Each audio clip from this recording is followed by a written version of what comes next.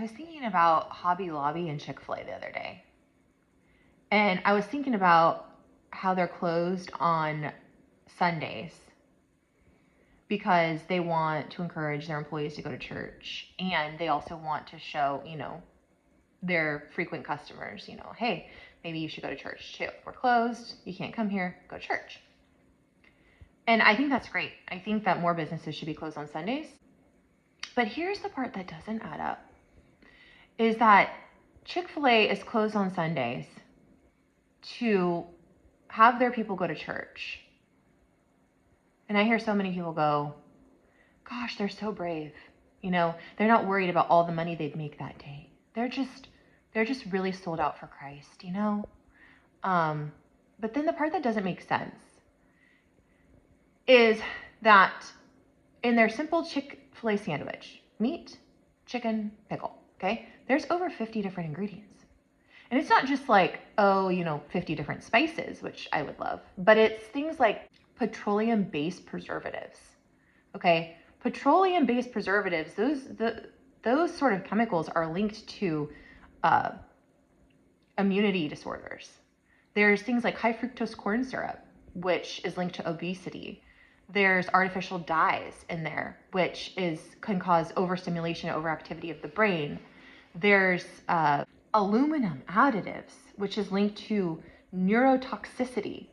And when you say, I wonder what an aluminum additive, well, what else is aluminum in your home? Do you have an aluminum pan? It's metal. Like, that's literal microscopic pieces of aluminum. That's what it means. MSG, flavor enhancers. MSG is a chemical, right? And I believe that it causes addiction, but I think it also makes you feel fuller as well. So that's not great. So it's like, okay, so you don't have your store open on Sundays because you want to encourage us to go to church. You're not worried about profit, but yet you're over here in the background adding all of these chemicals to your food because they make us crave your food and they act as preservatives and fillers, which increase profit. So you don't have to worry as much about what you lose on Sundays because now you're making up for it Monday through Saturday by feeding many children and babies and families that trust you because you seem like you have character.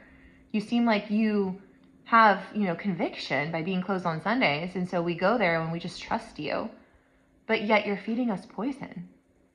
And then you've got places like Hobby Lobby where, you walk around and you can see Bible verses on every shelf, but then you go down certain aisles and they carry pieces that pay tribute to the occult. And you're just like, wait a minute, you're closed on Sundays because you want us to go seek the Lord or seek God, but you have pieces of the occult in your store? It just doesn't make any sense, right? It's like, I don't understand this. So I just want to issue a warning out to everybody that we are living in a time where you can't just see someone do something good over here on the right side and ignore what's happening over here on the other side. Like, you have to really have discernment and wisdom. And how do we get discernment and wisdom? Well, the Bible shows us. I love the story of Daniel. I just love his life so much. He walked with God morning, noon, and night. He prayed 3 times a day to the Lord. He was like super close with God. And he did that through prayer. And we have this beautiful thing called the Holy Bible that we have access to at all times. Even just reading a few verses, 1 chapter a day will change your life. It will change your life. It will give you so much wisdom, so much discernment. Just pray and ask God, to reveal to you what he has for you in that chapter, and meditate. That's something that I didn't really grow up with.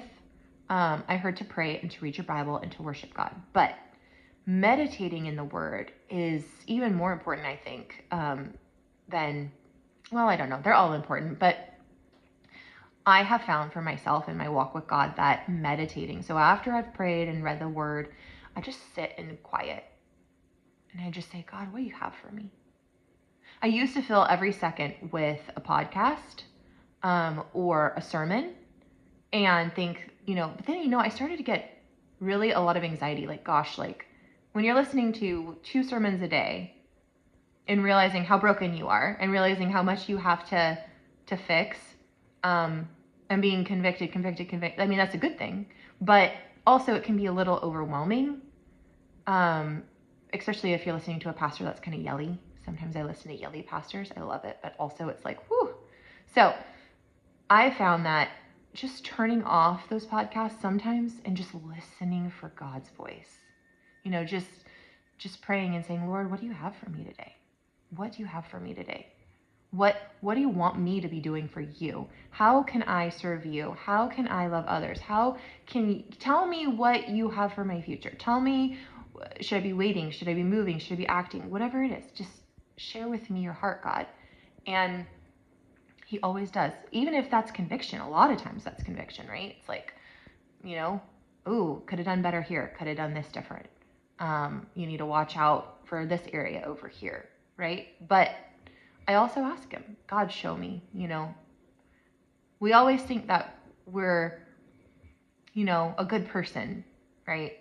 And then we ask God, how do you see me? And of course, I feel loved and adored and cherished by God, but I also feel very convicted much of the time and very corrected by him and rebuked and challenged and pressed by him in the best of ways, the same way that I correct and rebuke and love and challenge my children because I want the best for them. I feel that same sort of, push from God. It's like, no, you can do better. You can try harder. You can love more. You can